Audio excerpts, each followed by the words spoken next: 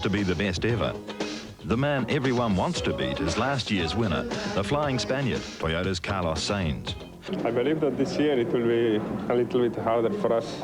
We have the two Lancias, the Subaru, again in Barcarson. We have Possum with a good car, Dunkerton. I think it will be a tough rally, and I don't know, I think it will be really hard to win. Lancia race double world champion Juha Kankanen, fresh from his victory in the Acropolis Rally in Greece, will be the man to watch. It's always a decide just in the last stages, and still the difference has been only few seconds, not few seconds, but let's say less than a minute anyway. Subaru's Marco Allen's style of maximum attack puts him in with a chance to win. Well, he's now in rally, he's looking, you're not having chance, you slow down.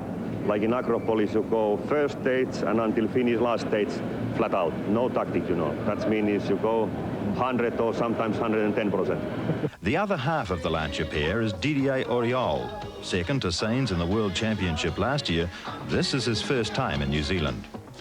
I don't know what I can do here. The only tactic is to be before Carlos Sainz. 1989 Rothmans New Zealand winner Ingvar Carlsson from Mazda Team Europe is back with his full works entry Mazda 323. Yeah, all have a chance before you start. And I think we have a good chance also, but it will be hard. Before you can win any rally, though, you need a car. Subaru's dual entry of Marco Allen and top Kiwi Possum Bourne looked very shaky, with both cars arriving in the country just 36 hours before stage one. 10 days ago, we found the car was going to be arriving late, so we weren't going to have enough time to swap to right-hand drive.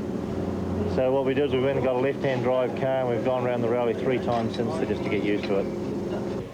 I think if, out of the 100 things on the car, if they're all better and the only thing different is where you sit, you got to be better off, don't you? Scrutineering this year took place at the New Zealand Expo Centre, where cars are checked for safety, weight and adherence to international rally requirements. Seeded number 7, expat Kiwi Rod Millen drives for Mazda Asia Pacific. He's won the New Zealand rally title 3 times. Driving a Mitsubishi VR4, 5 times Australian rally champion Ross Dunkerton was second to Rod Millen for the Asia Pacific title in 1989. Prior to the start of the first stage at Alexandra Park, all cars are secured in parc fermé. Support teams can't touch the cars until after the stage has been completed. Stage 1 is a very short 2-kilometre publicity stage. The time differences won't affect the rally result too much, but at least the crowd gets to see most of the course.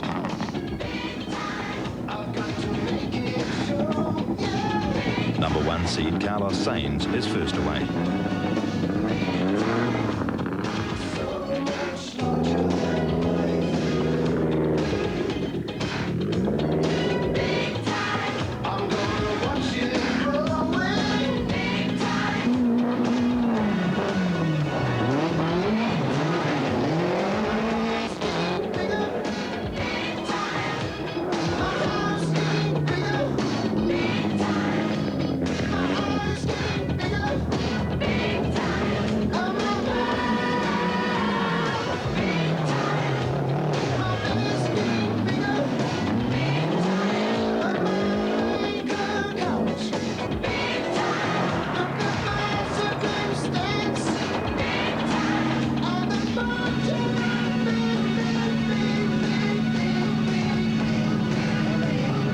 Drama tonight, though, with the arrival of the Japanese entrants.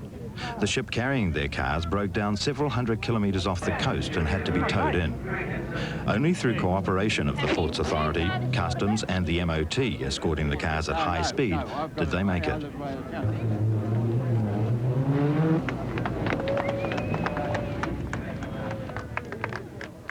The first full day of the rally takes us from Auckland south to Hamilton, then out to the Raglan coast. The field then heads to Rotorua. After completing the 10th stage of the day, they're scheduled to arrive by 9:30 that night. The weather was atrocious and offered a dismal welcome to the drivers.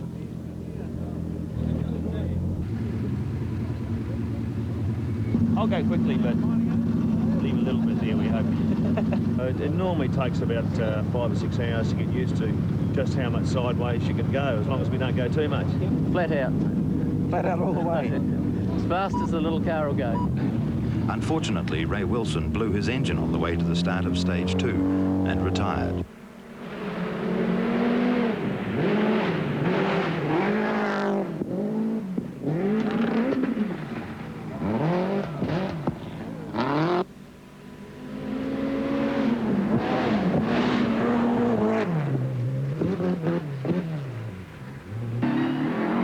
Matahura Gorge added poor visibility to an already tough stage.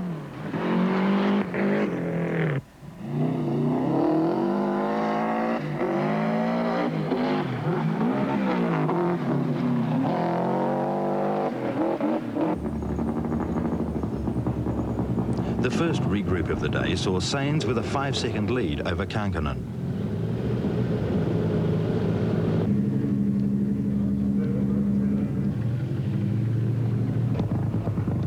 Always aware of the need for PR, the world champion explains the instruments on the Toyota. Water temperature, air temperature, oil temperature, pressure. Okay. Yep. Fast for Sainz. 10 minutes.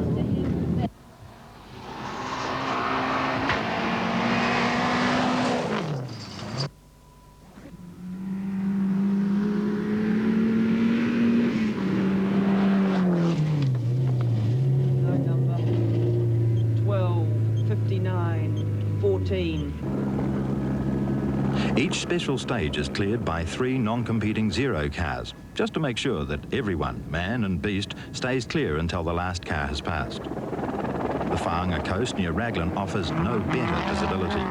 Sainz increased his lead by another 12 seconds here.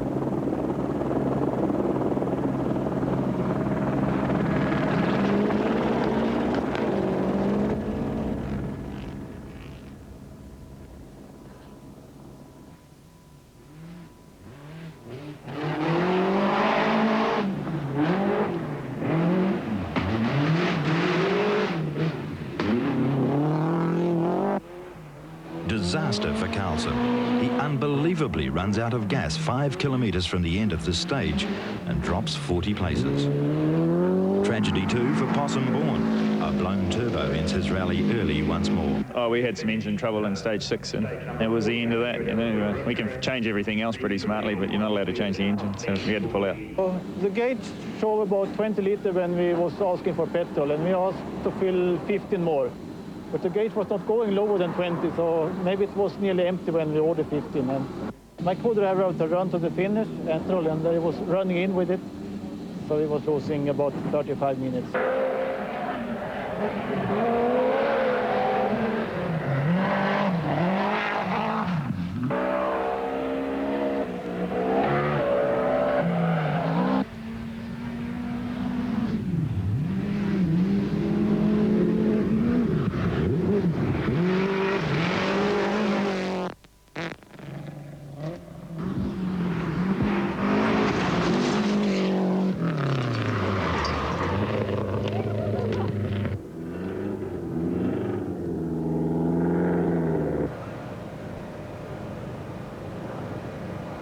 Yeah, it was all right. It was quite difficult, slippery day, but otherwise all right. Not any main problems. Some tires we were testing and trying today, different suspensions, and still have to work with the car a little bit to get it going on the twisty road. But on the fast road it goes all right.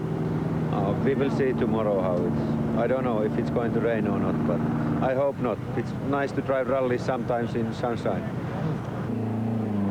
At the end of the last special stage of the day, Kankanen had pulled back Sainz to only 19 seconds.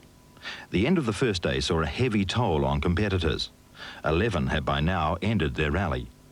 Leg 2 is the toughest day of the rally. The field heads to the Bay of Plenty, into the East Cape's high hill country and the critical Motu stages, and for the first time in many years, the rally graces the Poverty Bay and Gisborne before heading back to Rotorua.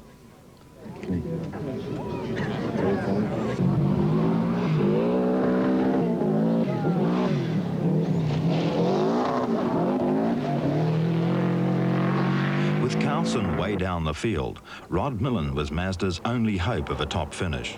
Stage 13, however, saw Millen blow his second turbo of the day. Historically, the Motu stages, the original stagecoach routes to Poverty Bay, have been the most crucial of the whole rally.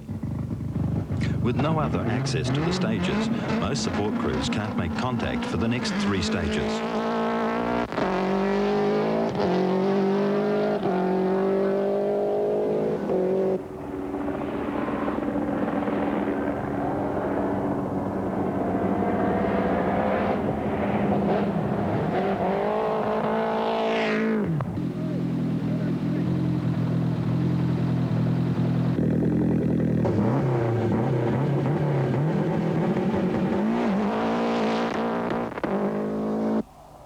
Oriol took Motu 1 by a brave 8 seconds.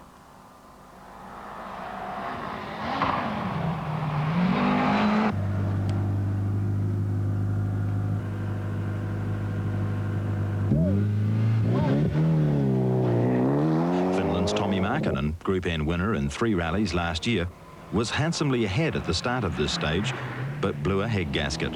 His rally was over. Motu 2 continues to test the driver's powers of concentration over 27 kilometres of tight, twisting road.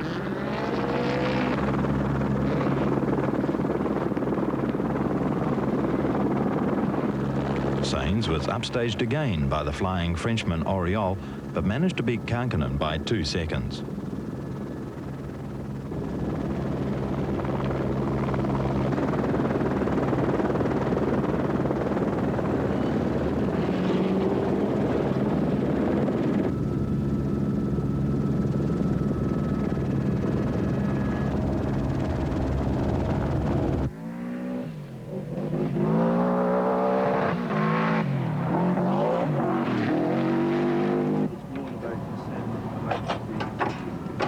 Hold it.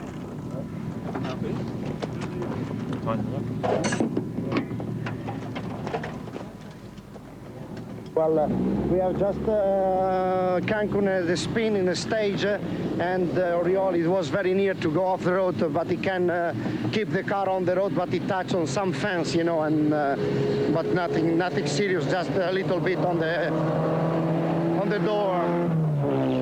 He lost some second, that's all.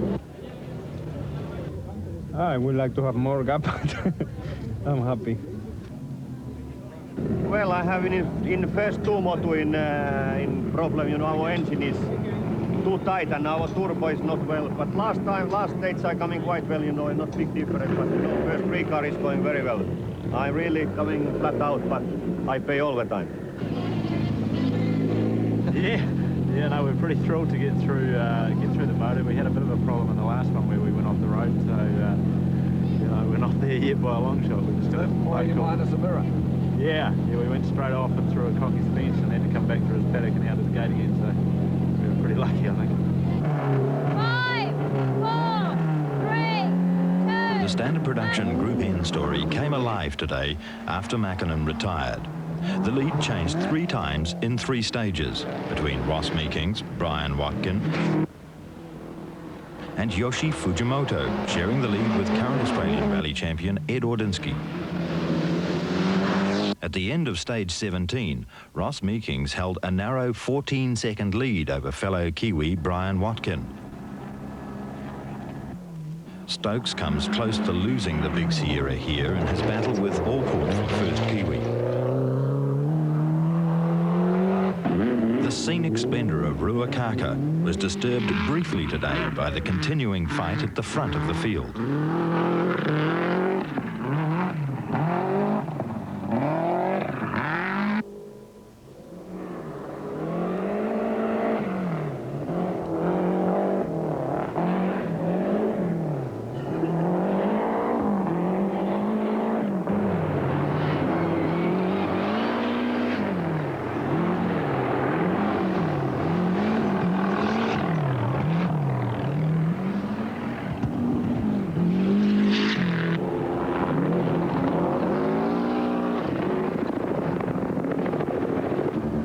By the end of leg 2, Sainz had squeezed a gap of 40 seconds on the Lanciers.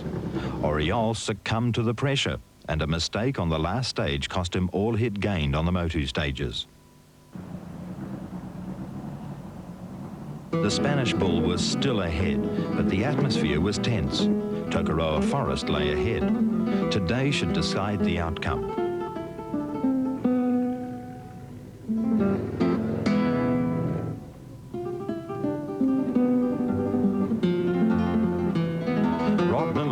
Has identified the turbo problems. I think it's a bearing. I know the engine builder changed the bearing material. Obviously not the right way. After the Rotorua street stage, the rally heads north through Tokoroa and Hamilton, then to Auckland.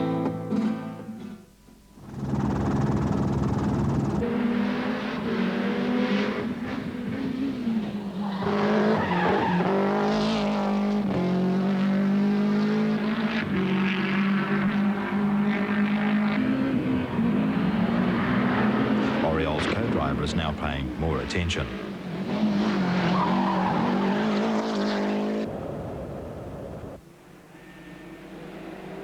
Modern rallying is about technology. Toyota even took ground temperature readings for this stage to maximize their tire choice.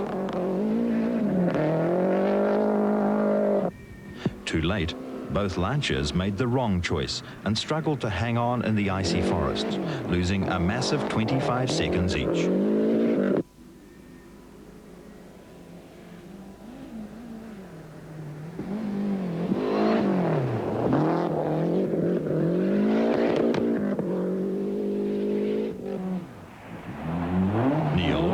Trouble too. And we were going really well to that point. You know, we'd marked the corner for tightening slightly, put the car into it, and then there was quite a lot of ice just on the outside. And round we went.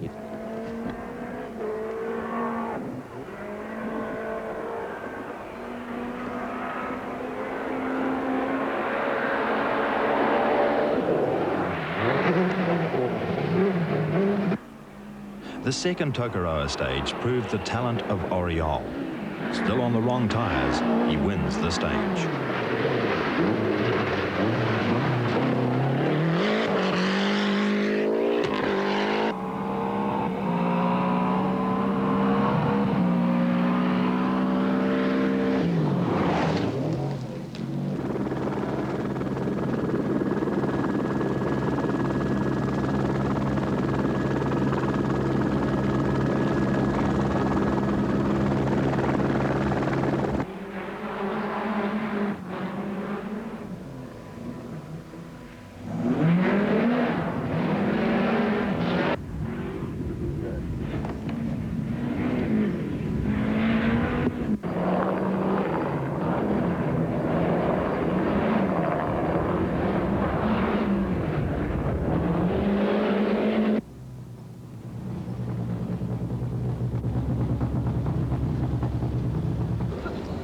Okay, 1 minute 35 or 37, isn't it?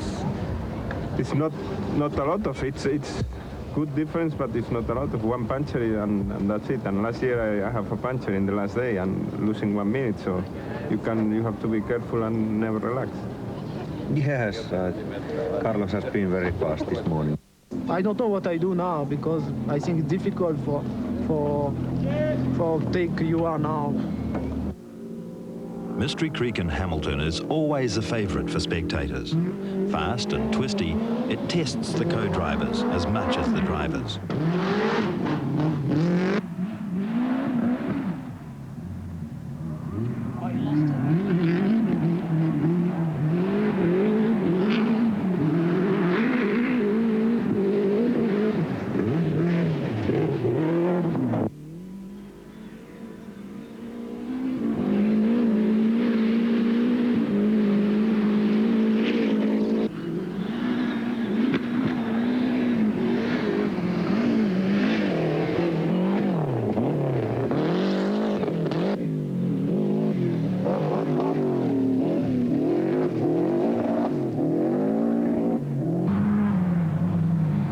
Automatic fire extinguisher system goes off and starves both car and occupants of oxygen.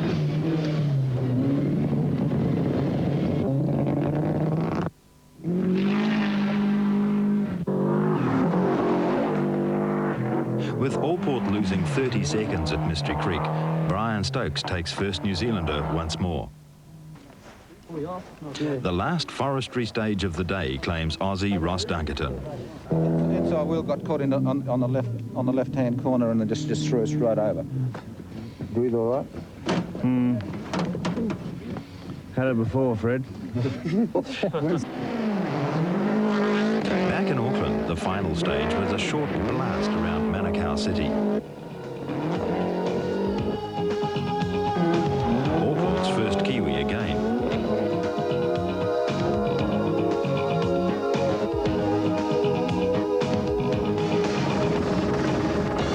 Sunday, leg 4, the final day of the rally starts at Freeman's Bay. A fast tarmac section and the rain returns.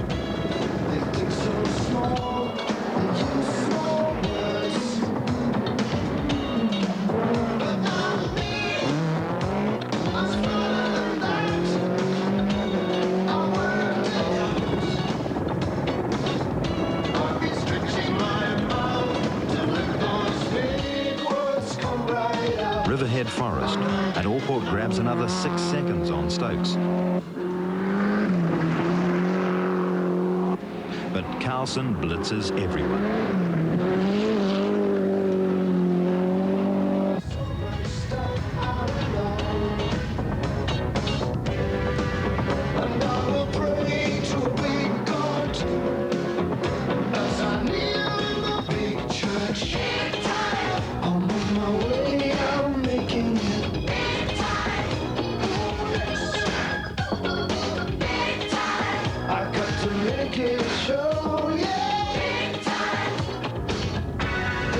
Today I think we cannot take some more places, but we will try to go fast, and we are testing a little bit with the car and see if we can get that working a little bit better. We are not in a very good position, so if we can do some good testing here, I think that is more important. The Japanese people want to do that, and I have to follow it.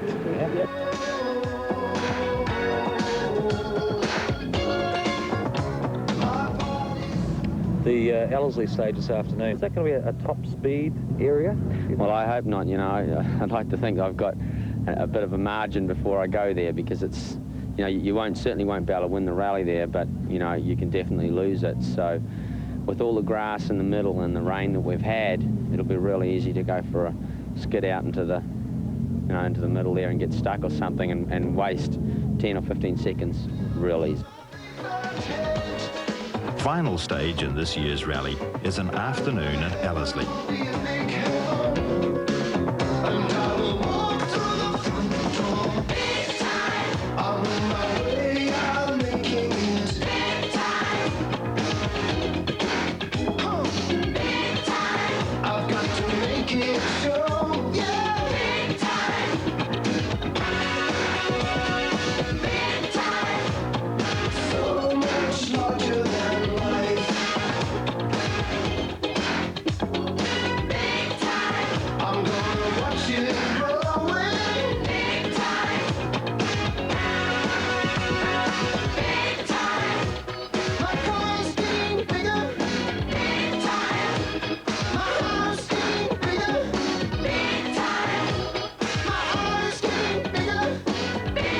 The 1991 Rothmans Rally of New Zealand once again goes to Toyota and Carlos Sainz, who looks destined to become one of the great rally drivers of modern times.